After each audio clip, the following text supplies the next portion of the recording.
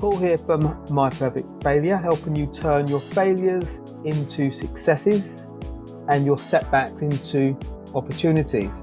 So what's holding you back from becoming the person you were meant to be? Reverend Theresa Contaxis faced this question head on, transforming trauma into a life anchored in spirituality and love. In this episode of My Perfect Failure, Theresa shares the lessons from her mentors, the power of journaling, and the key realizations behind her book, The Littlest Sailboat, A Journey of the Soul. From managing guilt to setting powerful intentions, Theresa's insights are practical and profound. If you're ready to unlock the tools to real change, this episode is your roadmap. Who knows what Jay-Z, J.K. Rowling, Bill Gates and Oprah Winfrey all have in common? Okay, I will tell you then. They have all overcome failure in one shape or form to go on to gain success in their respective careers. Welcome to My Perfect Failure. Join us as we delve into the world of our perfect failures. We will interview, explore, and discuss how our perfect failures can lead us to success. Join us and tune in. Welcome everybody to another episode of My Perfect Failure. Today I'm extremely excited as I have another fantastic guest for you. So my guest today is an author, a reverend and student for life. She recently published The Littlest Sailboat, A Journey of the Soul, an inspiring tale of how one finds their place in this world and calls upon faith for guidance. She suffered from loneliness and depression while pregnant with her third child. It was then that she found herself on a spiritual journey, attending a spiritual retreat, EMMAUS. I probably need some help with the pronunciation of that one potentially. The retreat was a defining moment in her life that forever changed her direction. So a very, very warm welcome to My Perfect Failure, Theresa Contaxis. How are you? Good. Thank you for having me. I'm excited to have you on My Perfect Failure. We had a little pre-chat before we hit the record button. So yes, I feel like I know you a little bit better now. So excited to have a conversation with you. So curiosity question, where does your surname come from? Contaxis. I've never heard of that one before. That's my husband's name, and it's Greek. Okay. His mom was from Greece and his father's Greek, but was born in the United States. I am Polish in descent. Okay. So you're closest to me because I'm in Europe, so your family are not too far away. Yeah, and my father, he came over. He lived in England for a while. Oh, really? Yeah, he was in Poland, and then when Russia came in, he was a little boy and taken to a Siberian prison camp. And then he got out of there and went to Lebanon, and from Lebanon he went to England, and from England he finally got to America. Wow, he traveled to lots of different places. Yes. I bet he had some interesting stories for all the different places that he settled and different experiences, different cultures and different people he would have met. He was really special for me. He was a really amazing man. Yeah, sounds it. And do you know where in England that he would have lived? I know it was more in the countryside, but I don't remember the name of the town. All right then. So for everybody listening and watching, this episode with Theresa is harnessing the words of change, embracing personal transformation. And just researching you, it feels like that you have been on a journey of transformation. And I guess that's a continuous journey, like most of our lives are a continuous journey. But I feel that from researching you that you're probably more aware of that, your journey and how it is intended to evolve as we move along. But just for people that don't have the background knowledge that I have of you, maybe I can capture a little bit of that.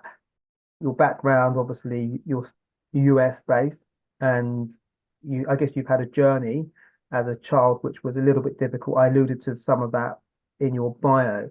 I don't know whether you can perhaps provide a little bit of context, and then we can get into your book and discuss a little bit about your journey.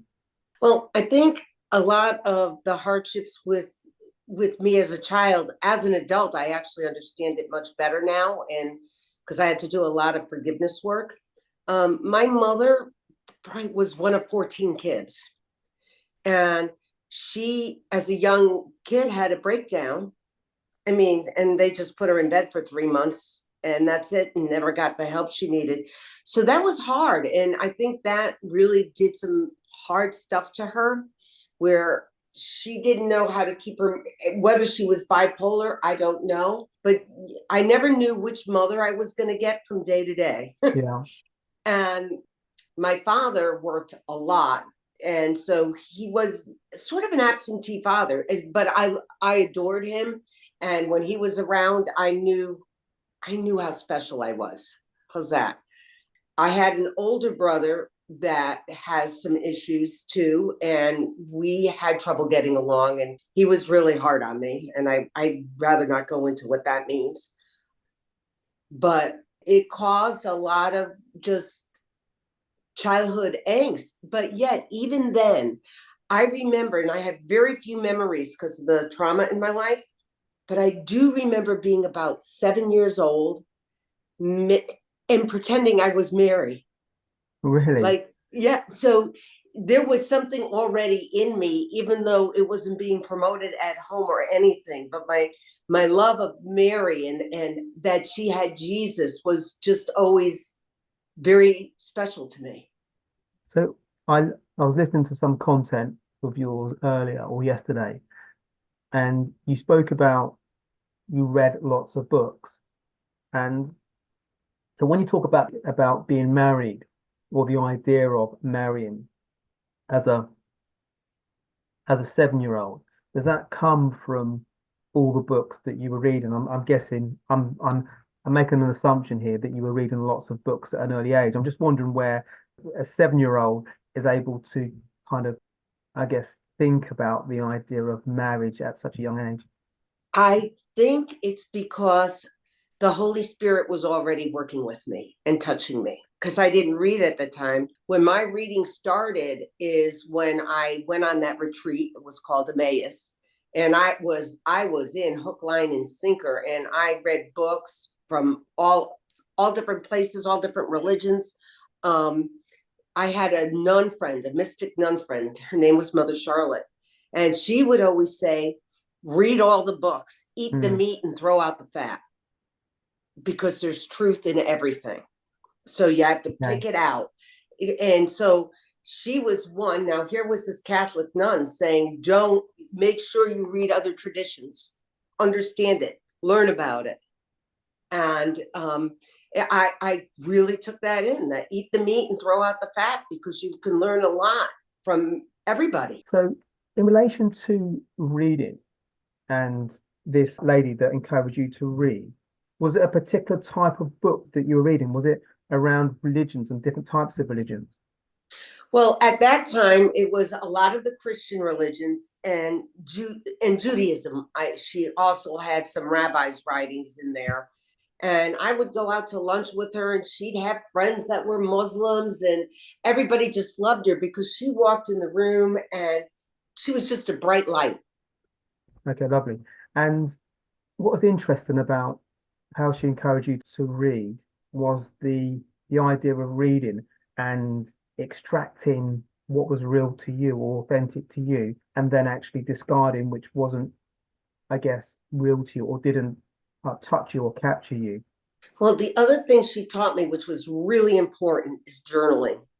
Okay. To listen to the Holy Spirit or divine or universe, however you want to name it. It doesn't matter. It's still the same.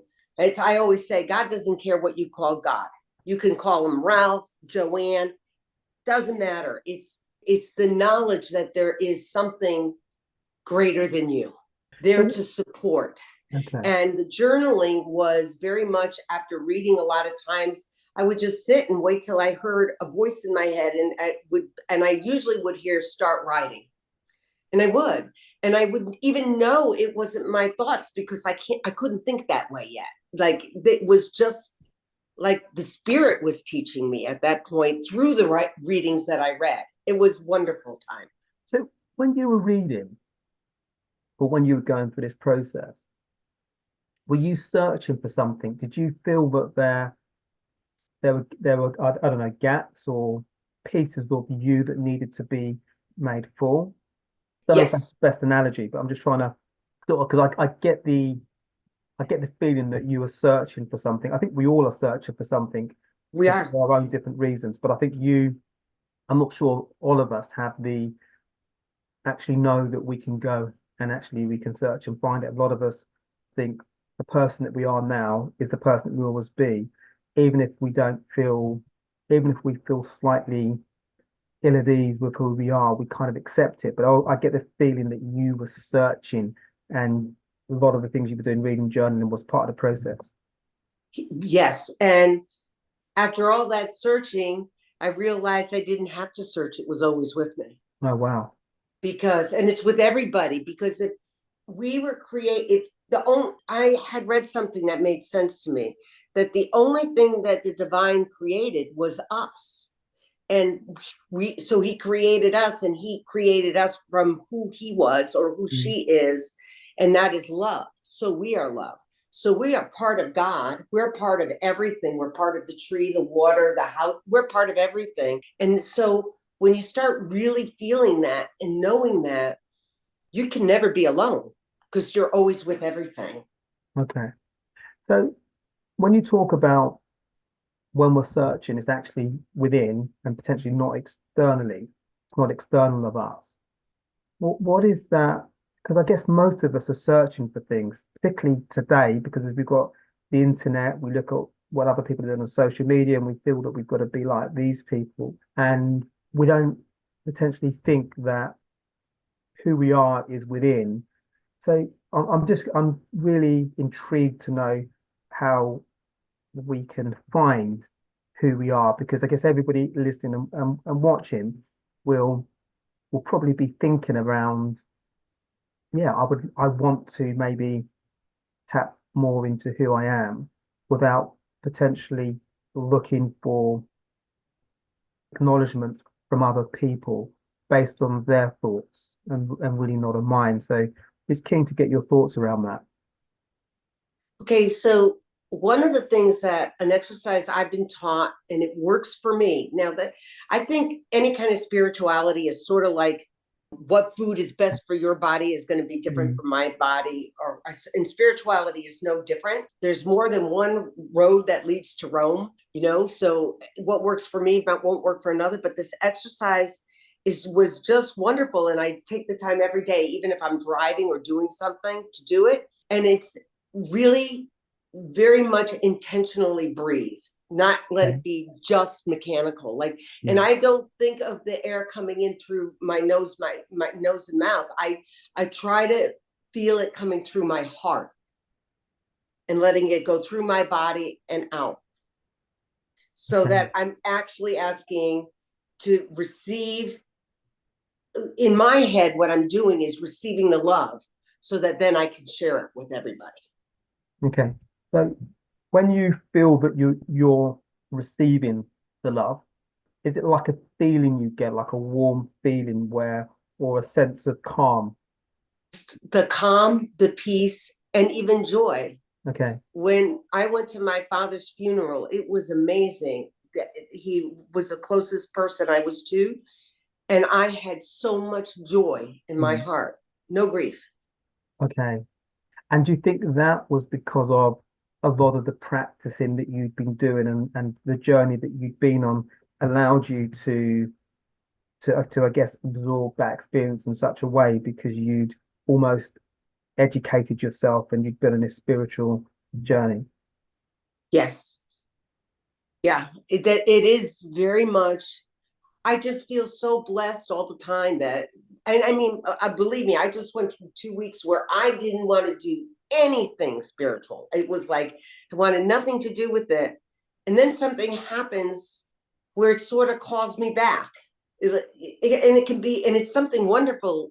Sometimes it's something as simple as that I was thinking something 2 weeks ago, and then all of a sudden it manifests right in front of me. And it's like, wow, I Really? got so much support and so much love, always, always, always.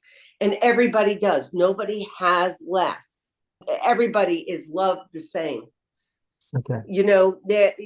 I always tell my husband I'm highly favored, and it really, he gets, come on. I said, but everybody's highly favored. I just know I am. That's the only think that difference. words are important? The words that we use can trigger outcomes that we truly want. So if we use words that aren't particularly uplifting, or aren't the words that are going to maybe help us go in the direction of the life that we want, that we should be more aware of maybe the types of words that we use. We have to be very aware of the thoughts in our head. Okay. Because, okay, I'm just going to use me as an example, because I know I could tell these stories and everybody's going to go, yeah, yeah, yeah. Well, I named my ego Screaming Mimi.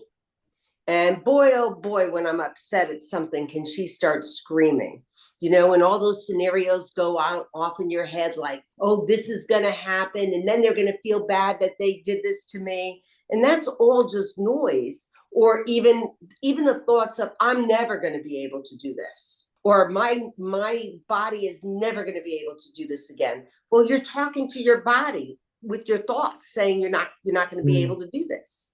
And those thoughts mean so much. And we have to train ourselves to really watch our thoughts. And I have really good days and really bad days. Like, I'm good now in a car. Somebody can cut me off really badly and nothing will come to my head. And the way that started was very simple. When somebody cut me off, I would just say, oh, I'm sorry for all those people I've cut off in my life. That's really interesting. So to get to that point where we have more control, because everybody will have thoughts that aren't helpful on a daily basis. Mine generally happen in the morning when I wake up, and I think about challenges that I might be facing on that particular day. And then I have to kind of rationalize and give myself a little bit of perspective.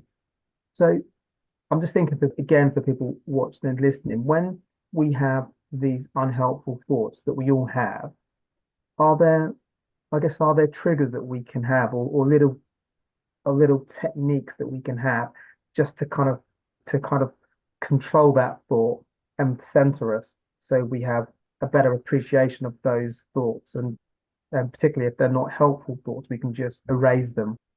Well, I think it starts with, every time you catch yourself with a negative thought or judgment on somebody or anything, you just catch yourself and apologize. You don't beat yourself up. That, Father Keating, he died, but he used to say, he came to believe that if you have guilt for more than 2 seconds, you're neurotic.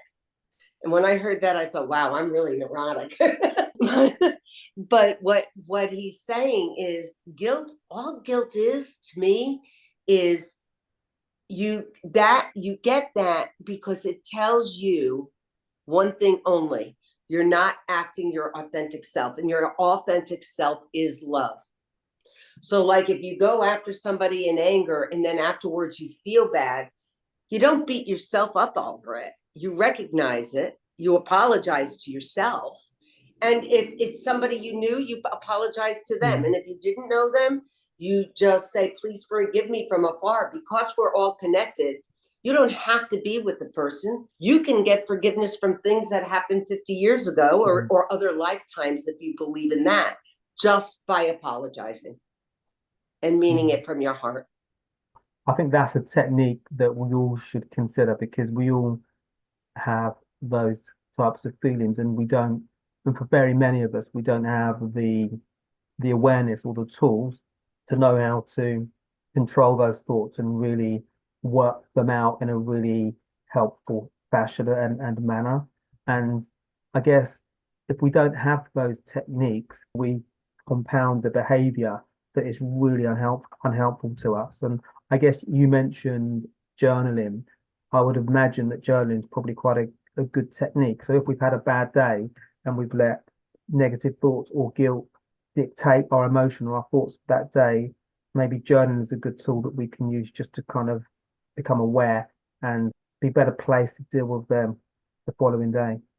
Yeah, I find I like journaling in the morning, because at night I'm a very early riser. So by 8 o'clock at night, I'm toast. Really, I need to go to bed earlier. I'm kind of the opposite in school. I tend to go to bed a bit late, and I think, well, the next morning when I'm tired, why don't I go to bed earlier? So there's something for me to work on there. You've gone through a process. I mentioned in your bio that when you had your third child, things, I guess, changed somewhat in terms of that was a difficult moment for you, potentially depressed and lots of different things going on. Well, before we get there, I'd like to share how it's going to be very interesting, but the thing that really made the beginning of my turnaround in life, Okay. it was, I was not pregnant with my third one yet. And I was trying to quit smoking, and I was really good at stopping, but I was not good at staying stopped. So Yeah. I said, oh, okay, I'm going to go to a hypnotist and learn self-hypnosis, right? So I'm in the doctor's office and he's doing this. And I can honestly say I was an agnostic. I did not believe, but I didn't believe. I was sort of like, well, see someday at this point in my life. And I was in the chair. And so all of a sudden, I see, my eyes are closed, and I see a bright light come through the window that's on the side of me. And then a dove came through the window and landed on my shoulder. This is obviously not really happening. But when it landed on my shoulder, I felt such utter peace. I had never felt that in my life. It was true. It surpassed anything I've ever felt.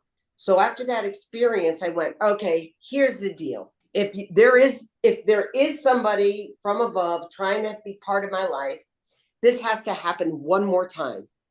If it happens one more time, I'm in hook, line, and sinker. About 3 weeks later, I was just laying in bed with my eyes open. The sun was waking up. And once again, the bright light came through the window. The dove came through, landed on my shoulder, and I had the peace. And I went, okay, I'm in. And my personality, I'm a rah-rah. So once I'm in, I'm all in. Yeah. Wow. And that's how it started. Okay. That's so when that happened, so you had two incidents of that happened, you knew that was a positive sign that things were about to change. And it was almost it's almost a gift for you. It feels like. And I found out within a week I was pregnant with my third. Really? And I think had that experience not happened, I think I would have freaked out because I had 3 kids in 3 years. So I think I would have freaked out being pregnant with my third. But I just took it as a gift I was given for my saying, yes, okay, Yeah. now I'm in. Yeah. So just in terms of outwardly, how you felt that was going to positively impact your life. What was going on there in terms of the message that you received from those two moments? I had no idea where it was going to lead. But then one of my father's friends said, you got to do this retreat. And it's called EMMAUS. And I went, and it was filled with so much love. It started on Friday. It was over on Sunday night. I've never cried so much in my life. It was such a release of so much anger and bitterness and everything, because it was just so much love. And what type of retreat is it? EMMAUS is a Christian retreat. Okay. And it is based on the story in the Bible where after Jesus was died and supposedly risen from the dead, these two men were walking to Emmaus, and then Jesus started walking with them and talking with them, but they did not recognize him. And at the end, Jesus broke bread, and at that moment they knew it was Jesus, and so in changing their life. Okay. And when you went on this retreat, you didn't know 100% what you were going to encounter, but the retreat. Right. I had no idea. I just knew I had to start somewhere. Okay. And clearly, when you were there, it hit the spot in terms of it was, I guess, not manifesting, but I guess it was the medicine that you needed to open some spiritual awakening and deal with some of the challenges that you'd been dealing with. And then I chose to stay Catholic because that was the only thing I knew at the time. And I've gone to a lot of different places where people say I'm a recovering Catholic. I don't consider myself a recovering Catholic. I'm not a Catholic anymore, but those years that I stayed Catholic, I grew a lot. And then it was time to move on because I didn't like some of the restrictions within it. Okay. And then I was just growing outside where spirituality, at the beginning of my book, I have a quote there that I had read, which is true spirituality is being in alignment with the source of all. The source of what, sorry? Source of all. So Okay. Source of God or divine or the universe or however you want to call it. And that's true. And think about how much fighting would stop if instead of in the name of a religion that we understood that true spirituality is us becoming aligned with who we truly are. Yeah, massively. With love.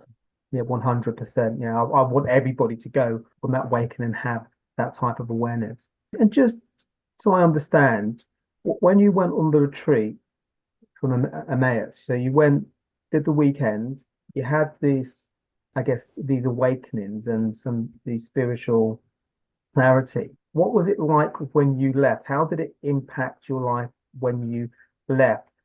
Did it give you the clarity and the direction to take your life in a different direction? Yes. My desire to have more, no more. I just want more. I'm a sponge. Just give me more. Okay. More. I want more of the divine, more in me. But where I lack is intention. Like the desire is really strong in me, but you also have to set your intention that you're going to stay focused on that desire. Where, I'm a little bit like a puppy or a little kid who sees something over on the left-hand side, so doesn't stay straight anymore. Goes, oh, let's go explore this instead of staying on the path. Okay. The great news is we are so loved. I find the spirit is just very humorous. And it's like, I'll wait. You'll come back eventually. And it's not even coming back. It's just knowing. It's just once again going, okay, I'm back in alignment. Here I am. I'm going to be working on my thoughts again. I am not going to curse at so-and-so anymore. I'm going to once again get back on track and learn from, and not beat myself up, learn from my failures. Yeah. In terms of when you came back, you needed more of this. And then you mentioned about setting your intentions. How did you go about trying to define what they were and set your intentions? I know what my desire is. I only have one, really.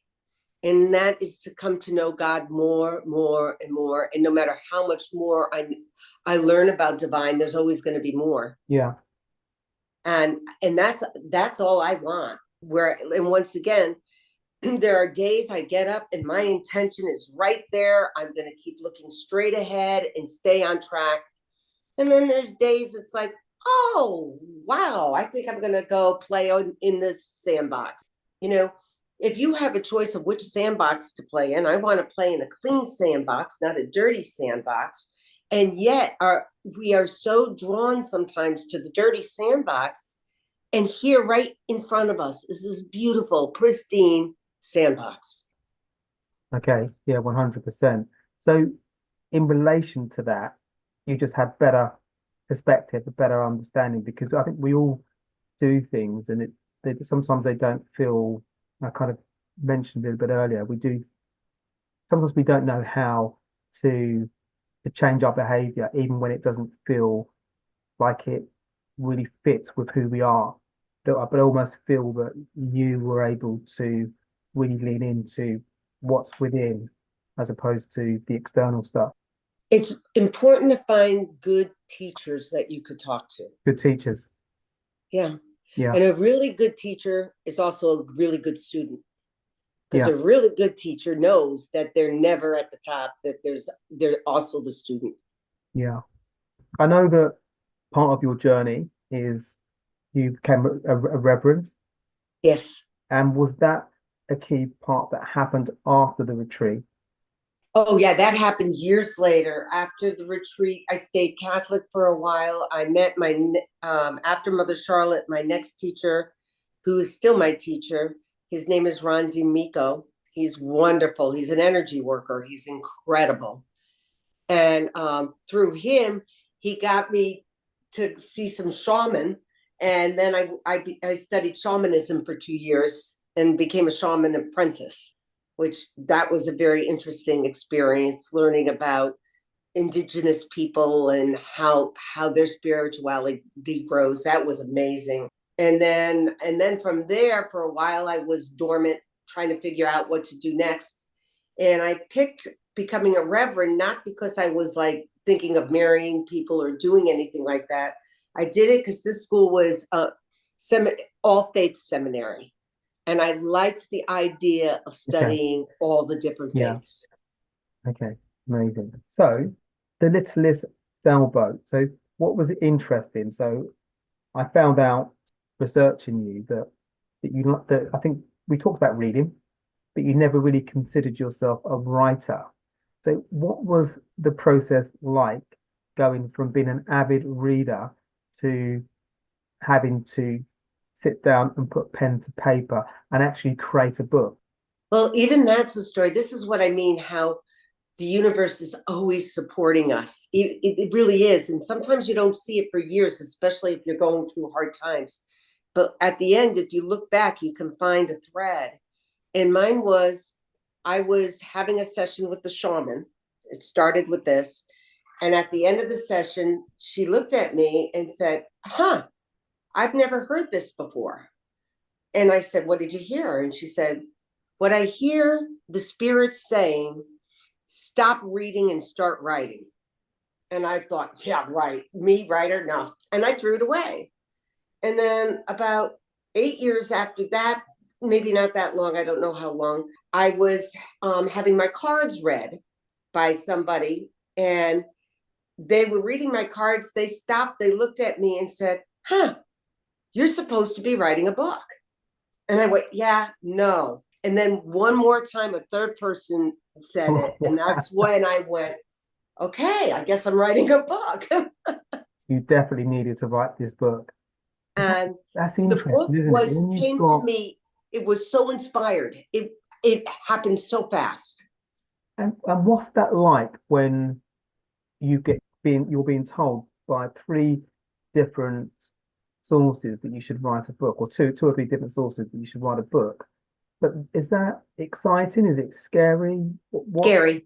scary? Because and actually one of my gifts is also my failure. Hmm. My vocabulary is very simple. I never in the English language, I could never speak a second language. I have enough problems with one, so I like little words. I like simplicity. That's good And though, isn't it? I like that. I like sometimes you can read a book, and sometimes they can be not all authors, but sometimes they can be too wordy, if that's such a thing, where they're trying too much to incorporate lots of words that maybe it could be maybe it's just my vocabulary isn't as broad as I other authors. and our ego likes to make things complicated, but Yeah, spirituality is actually very simple. It truly boils down to love God, love yourself, love others. yeah. I like that. I like that breakdown because sometimes we think it's too abstract that we can't put our fingers on it, particularly for people when they hear spirituality, it feels that they can't really touch it because it feels, to my point, a little bit abstract. So I like that definition.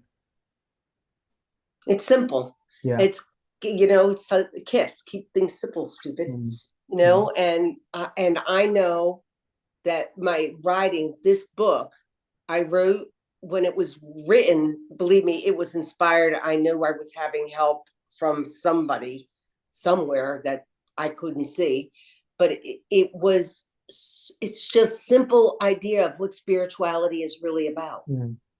Yeah. So people have probably asked me to ask Theresa about the book. So The Littlest Sailboat, A Journey of the Soul. So can maybe you expound on the lovely title, where that came from? Well, the title first started with, I found out I had to write a final paper to graduate, and the final paper had to be on what is my mission? Like, what is it? What am I to bring? And I'm like, I only did this to learn about the different religions. I didn't come here for that. And I was talking to the head of the school, and all of a sudden, as she's talking to me, it dawned on me. I said, well, you know what? Somebody once told me I'm a little sailboat because I journey in and out of people's lives as needed. I thought, okay, it's basically a biography, and I'm the littlest sailboat. And it's about my journey. Within it, because I didn't want it to be a religious book, because it's not about religion, it's about spirituality. And you said earlier, words matter, and they really do. The name God or Jesus can really upset some people, just like other people might be upset by Krishna or whatever. And so I wanted to make it where you couldn't get upset about the words. So the water to me is Holy Spirit. The ocean itself is divine, God, source, whatever you want to call it. I have some boats in there other than me. And one boat is Mother Charlotte. She's a pontoon boat, and Ron is a lighthouse. And then I have all the fish are the unseen friends that are always there ready to help you. Sounds amazing. I love the analogies of the other boats. So the other boats, are they other people that you've met along the way? They're people we've all met along the way. And it has not to do so much. Like the littlest sailboat loves the cruise liner, because always wanted to be the cruise liner. She thought the littlest sailboat was jealous of the cruise liner and was terrified of the submarine, because the submarine was under the water and you never knew when a missile was coming to get you. Those are the people in your life that do things. Well, and sometimes when you give them the opportunity, you find out how special and wonderful they are too. And when you put on another pair of glasses, you could see the beauty in all. Yeah, definitely. So yeah, we talked about that a little bit before we hit the record button, about sometimes we just need a different lens, a different pair of glasses to really have a different perspective on situations, particularly when we're on a negative tailspin. And in relation to the book and the process going through the book, what was the process like for you? Because I think you mentioned it was a journey through your life. Was it therapeutic? Did you were you even able to maybe reappraise some of your experiences that you had from a child to adult? No, that didn't happen. But what did happen, I was amazed when I read the book, when it was done. And I could say that it's a great book, but it's because I didn't do it alone. And I know I didn't. It was inspired, and I had help from my unseen friends. And to go from somebody that was a reader, I keep referring to this, but was a reader. I think you mentioned somewhere that you might have been dyslexic. I think I read that somewhere. Yeah, I can't tell the difference. Like, if I'm writing, thank God with computers now, it does, it lets you know. But like, I cannot, when I read a book and I see the word but, I have to say the word out loud, because I can't tell the difference between a B or a P or a W and an M. Yeah, which can make things really tricky when we're trying to, because sometimes we can be quite impatient as people as well. We just want to, when we're inspired, I get the impression that when you decided you were going to do this book, that it almost, actually, I'm making an assumption here. So when you decided the book's going to happen, there's too many people that have told me that this book needs to happen. In terms of, I guess, did everything just come flooding out, just in terms of what you wanted to write? Wow. What's that like when just everything comes out? Because the idea of writing a book, to me, I've never written a book. So I've got all these blocks in my head about not being able to come up with words and maybe a narrative, and just to being sat here just thinking and being frustrated? Well, I learned what I did learn in the process. Like all of a sudden I'd start writing. It's not a long book to read. It could take maybe 20 minutes. And for some people it takes longer because Yeah. they want to eat the meat of it more. But it's a very short book and it looks like a children's book. I even have photos. My daughter-in-law did the artwork. But I don't know. I just lost my train of thought. Sorry. Yeah. No, I think you've captured it really, just in terms of everything just coming out, just in terms of the ideas, in terms of not really having people talk about writer's block. And particularly, I was intrigued to ask the question because it was your first book and everything came flooding out. So clearly you had a lot of these thoughts and these feelings that were embedded in you, needed to come out. And then I started a blog after that, which I've had so much fun. And from my blog, I learned a lot because I use my daily experiences. Like one I wrote, a bug bite away to awareness. And it was about how I got up one morning and I had a bug bite and it was so itchy and it was driving me crazy and I just couldn't get my mind off of it. And think about things that happens to us, that it's on our thoughts. Well, then I went to play pickleball and all of a sudden I didn't feel that bug bite at all. I was having a good time playing pickleball because I took my thought and went somewhere else with it. And then after I played pickleball, the itch came back to the bug bite. But I took my awareness, took it away from the bite, put it into something else. It ended up going back there, but it taught me a lot about you have to bring yourself to the awareness of something. So in relation to the book and going through that process, did you learn anything additionally about you? No, but the first half of the book is sort of sad, so it goes right along with my life. And the second half of the book becomes powerful because it is that awakening where we don't have to live in guilt, fear, judgment, anger. We don't have to stay here. We can leave that and do something much better with our lives. Does it make you excited? Because I feel the journey in this discussion and also other conversations that I've watched and listened.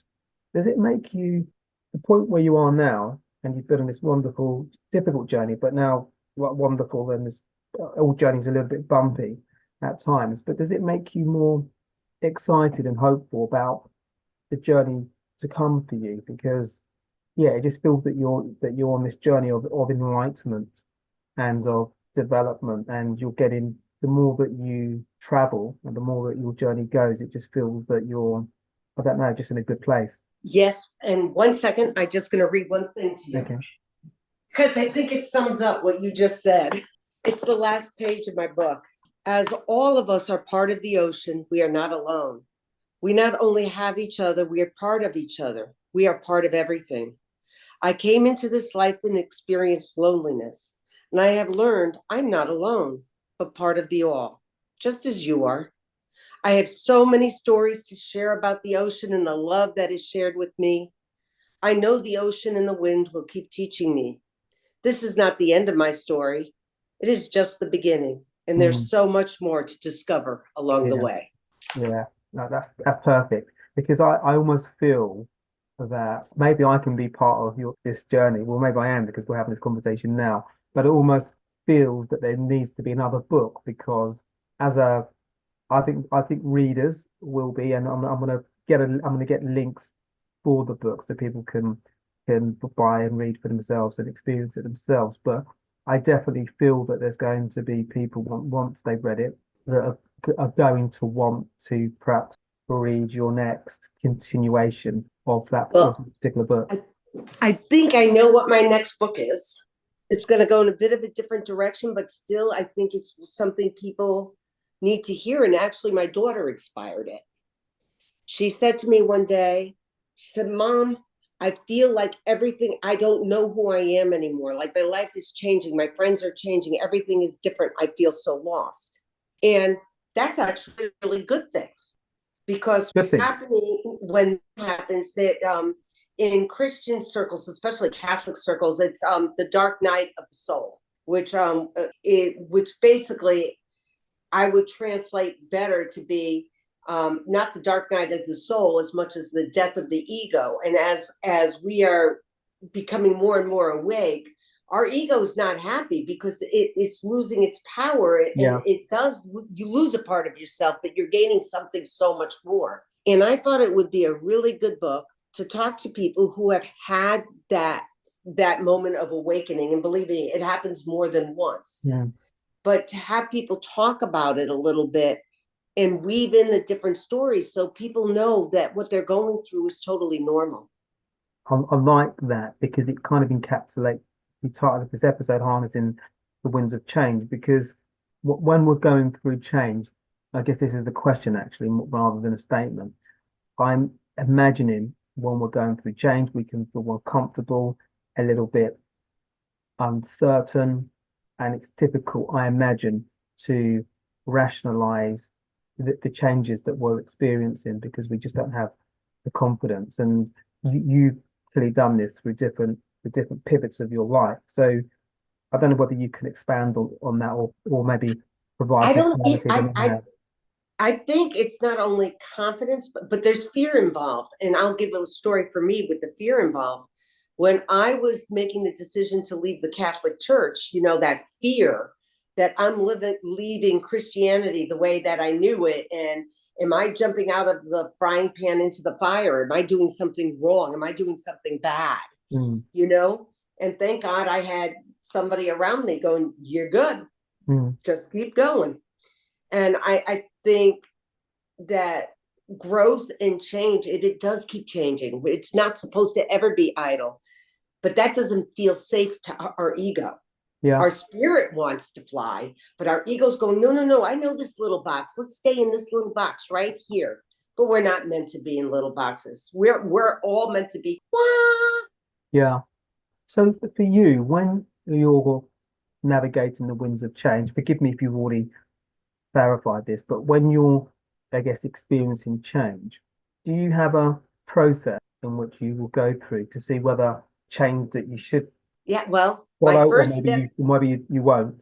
My first step, quite frankly, is when I'm starting to hear it's time for movement. My first response usually is, no, I'm not listening.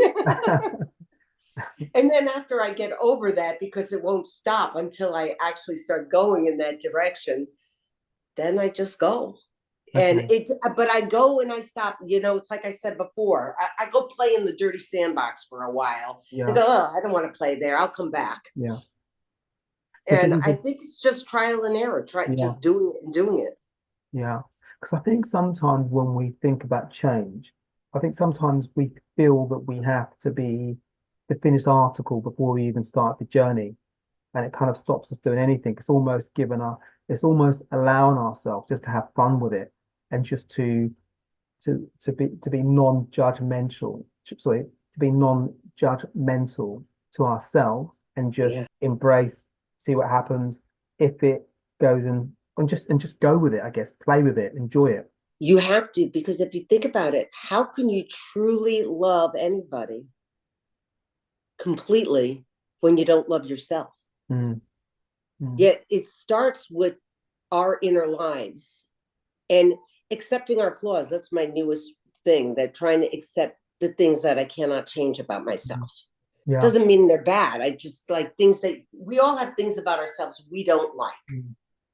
And is that again, to your point earlier, is that when we've got the wrong glasses on because we've given things about us that maybe we at that moment in time we deem as not to be maybe likable qualities, just because we just put the wrong connotation on something?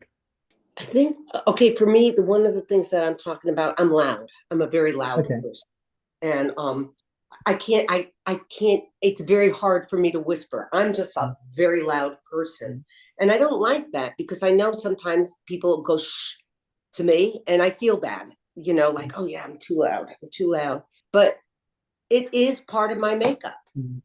And I've allowed other people's response to me to judge myself.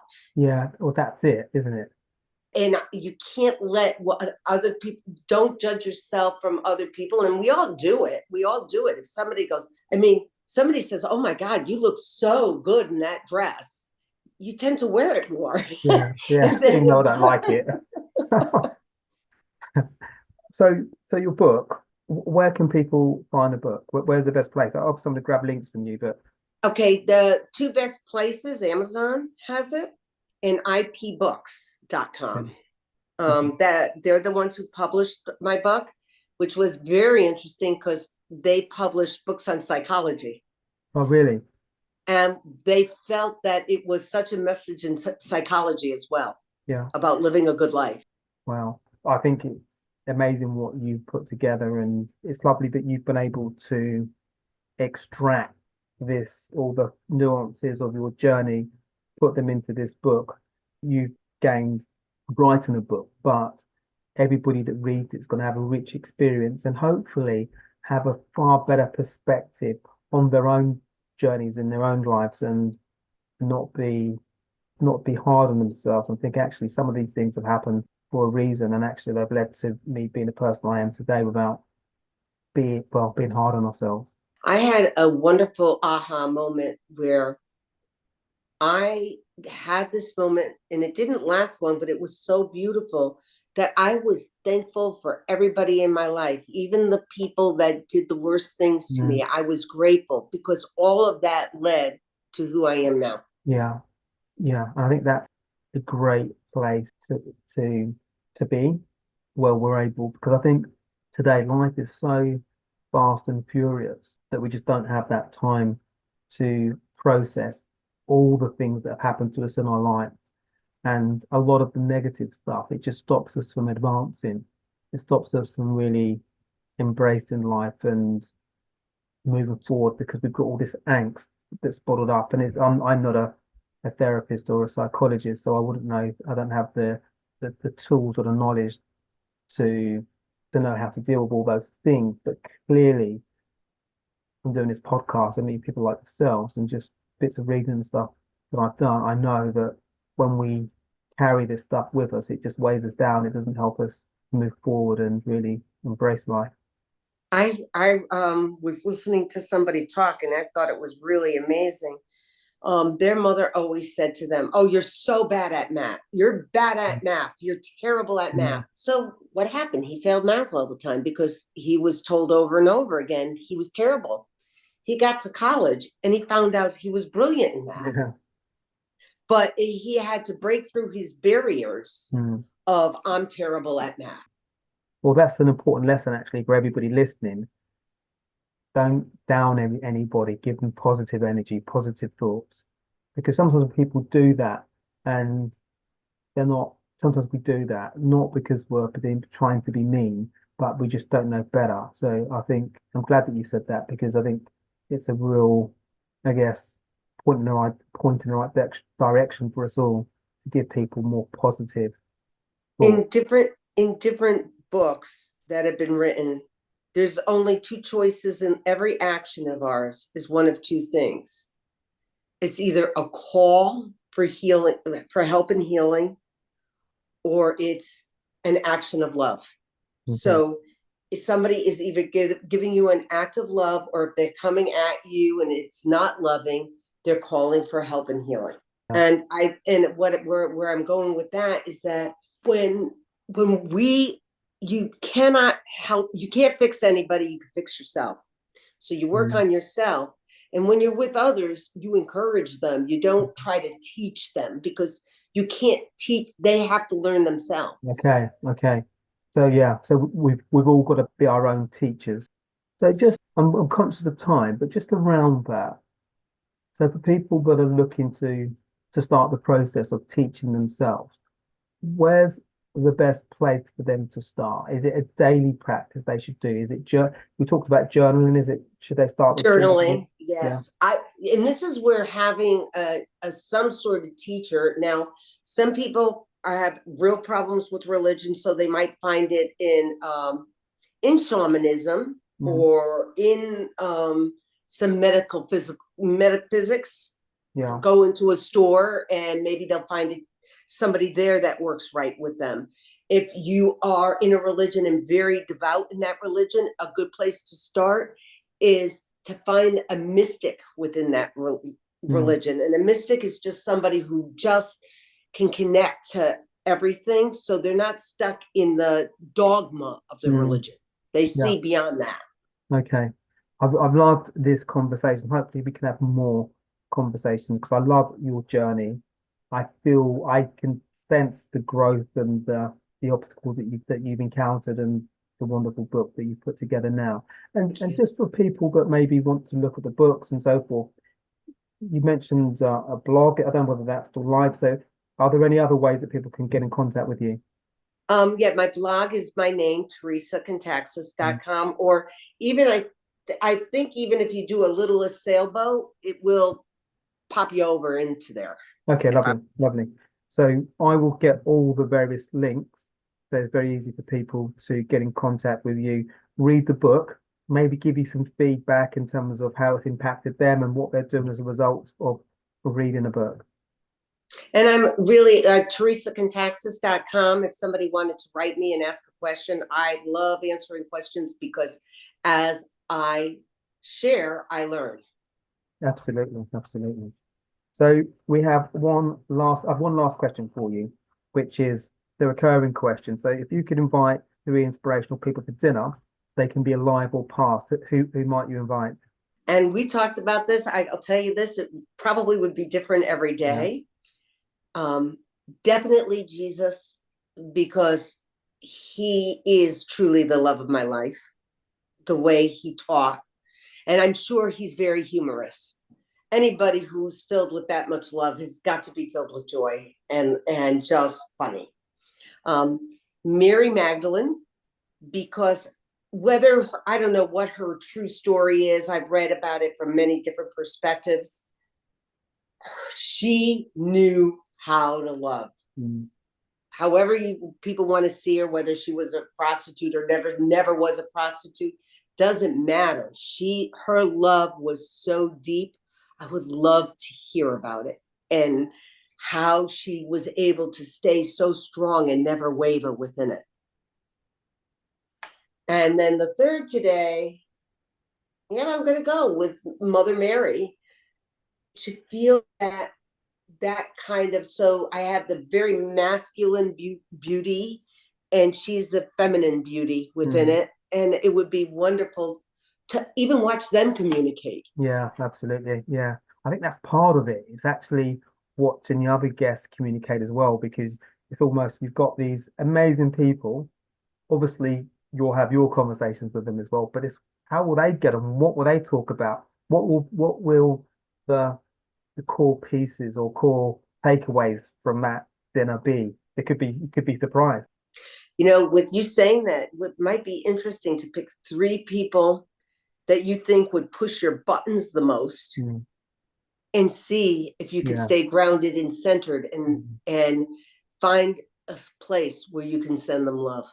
So one day, I've said this in a few episodes, I would love one of these to happen. Unfortunately, your one won't be able to happen, but maybe we might have another conversation where it could happen.